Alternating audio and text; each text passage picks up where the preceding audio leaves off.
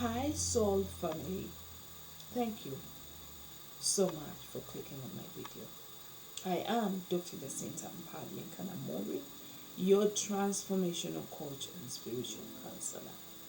Today we are going to continue with yesterday's topic, which is the myth of attracting love.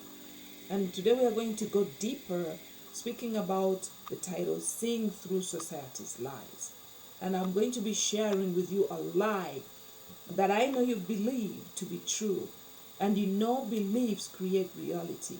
Beliefs is how we behave, how we perceive. Beliefs is how you project your experiences. So if you learn that what you've always believed is a lie, then you're free.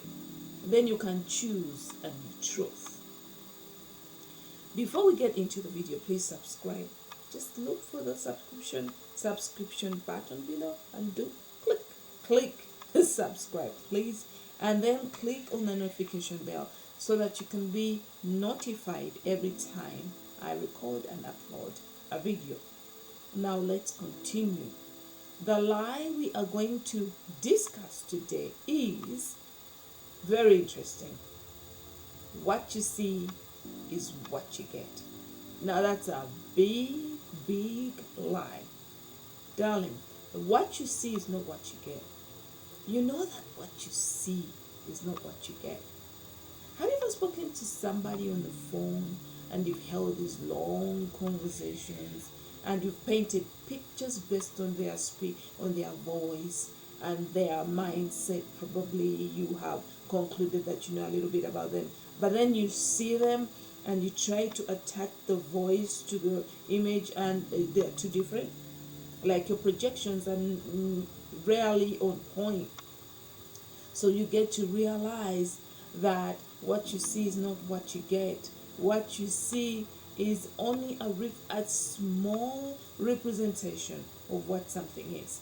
That's why they say that don't judge a book by its cover. Because how many books have you seen the most beautiful covers? Or even movies that have the most alluring titles. But then when you go read the book or get into the movie, you're like, oh Lord, it was extremely boring. Therefore, in terms of attracting love, what you see is not what you get. Because you might find this, let's imagine that you want a physically, a big guy. If you're a woman, you want a big guy with big muscles. Okay? And then you see this guy and probably he likes you because of the way you look. Or maybe the way you smell. But then you also have other needs. You want someone who is spiritual, who is healthy minded, someone who is kind and patient. And then you go out with this guy and you find that he's self-centered. And there is nothing else that you like that he has, especially his physical. So then you realize that what you see is not really what you get.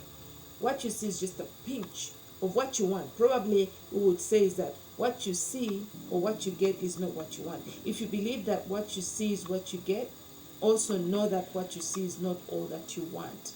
Because you might see it and you might get what you see, but you might not get what you want. So I hope I'm not convincing. I mean confusing. So when it comes to love, you might ask yourself a question. How do I know that this is the right person? Not based on appearances. Well, recently I've been watching this series on Netflix called Love is Blind. And the idea of this, I think it's an experiment, is people meet and speak for days, for weeks, without ever meeting in person. But they meet behind pods. And they create these amazing relationships. And then they fall in love. And then they propose. Some of them don't end up getting married. But those who do, it has been, I've realized that they really fall in love deeply. And why is that?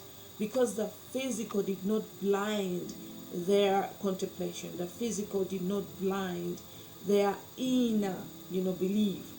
They were able to develop a relationship based on the invisible, based on words, based on how they felt about what was being told, based on their own truth and how they were accepted. The idea is to go within to find out what you want. And the only way to find out, the only way to get what you want is to find out if you have it within yourself, especially when you're seeking to attract love. So if you want a kind partner, ask yourself, are you kind to yourself? Are you kind to yourself? If you would like to seek a loving family partner, sorry about that. Ask yourself, are you loving to yourself? How much do you love yourself? Not what you have or don't have or whatever, but you. How often do you take care of yourself? When is the last time you had a massage? When is the last time you just did nothing and relaxed? How is your mindset? Do you always think about negative things? That's how you really take care of yourself. If you want a wealthy partner, that's a good one. Yes, it's good to have a wealthy partner. But what is your money relationship? What relationship do you have with wealth? Is it a healthy relationship? Because if you have a poor relationship with money, you might attract a guy who is wealthy, but trust me, you're going to become needy and it won't work. And if it does, for the most part, if not all the time, the guy is going to abuse you because you're clinging, because it's become a project, a provider. And then he's going to start abusing you, and because you feel weak because you don't have what he has, you're going to be abused over and over and over again. Now, I'm not saying that you should be at the same financial level at your partner, but all I'm saying is that you should believe in yourself enough that if you're not getting something from this partner, you'll get it from someone else. You should be working on yourself consistently and creating these amazing self-belief relationships and love for yourself. You should know that money is infinite and you dwell in the infinite. You cannot dwell outside the infinite. We are all part of the infinite. We are definites in the infinite. So you should believe that money is everywhere, and if you can't get it from this partner, you can get it somewhere else. So that way you're not needy and clingy and going over yourself and really dropping your own values just to get a dollar from this person. And it doesn't mean that you're not submissive, please don't get me wrong, but it means that you love and respect yourself, and he will see it. So what you see is not all you get. What you get is who you are. What you get is who you are, because you only see who you are. You are to other people what you are to yourself. You can never, never, ever, ever attract or perceive what you're not, as within, so without. So if you want it, go within and create it. See it. So maybe that is not a lie when you divert it to yourself. What I see inside me is what I see, is what I get outside me. What I see inside me is what I get outside me. But it's not what I see outside me is what I get for me. That's the lie. The lie is what I see is what I get. The truth is what I see inside me is what I see outside me. Alright, so family, thank you so much for clicking on my video. Please remember to subscribe.